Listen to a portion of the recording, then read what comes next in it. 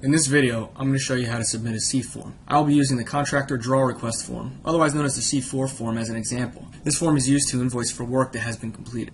Throughout this entire REM program, you're required to fill out C forms in order to proceed with building or in order to receive payment on completed work thus far, which I'm sure you already know. This process has been digitized through the Form Submissions portal, so you can communicate and submit forms to your PM seamlessly, and they can respond back to you in a timely fashion.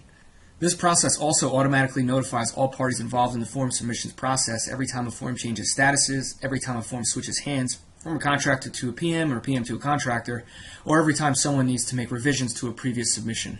For example, what you see on your screen is an email notification that has been sent to a contractor, notifying the contractor that they can proceed with the specified REM project. This specific example is a C14, or a notice to proceed, with a signed form attached as a PDF. Now you're probably asking, what does this have to do with a C4 form? Or how do I fill out a C4 form? First, you must know whether or not your house is a recon or a rehab, because your invoice process might vary slightly. In a recon, you have 5 stages: foundation, 33% complete, 66% complete, final, and retainage. In a rehab, you have 4 stages: foundation, 50%, final, and retainage. So for this example, we will be using a recon. Once you've received a C14 or a notice to proceed, there are 4 steps that you must go through in order to submit a C4 form. First, after you've completed the foundation, you must submit a request for an inspection or a C1 form. This form simply notifies your PM that you are ready for the foundation to be inspected and that you'll both have to decide on a date in the near future for inspection. The C1 can be found in the sidebar on your form submissions portal for that specific REM.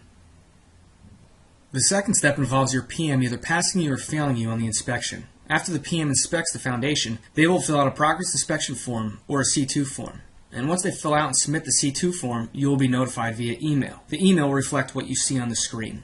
Now, if it was any stage past the foundation, your email notification would ask you to fill out a draw request form or a C4, and that would look like this. As you can see, the action required is to please complete a draw request payment form. All you have to do is click on the link and it will bring you right to the form to fill out. Now, this is assuming that you passed the inspection. If you fail the inspection, you'll receive an email like this.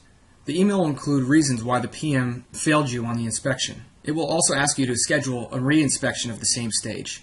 And lastly, after you've passed inspection past the foundation stage, you can start filling out a C form by either clicking the link in the email or by going into the sidebar on your REM homepage. Now, the steps I just listed out for you have to be repeated for the 33%, 66%, and the final for a recon. For a rehab, it's only the 50% and the final.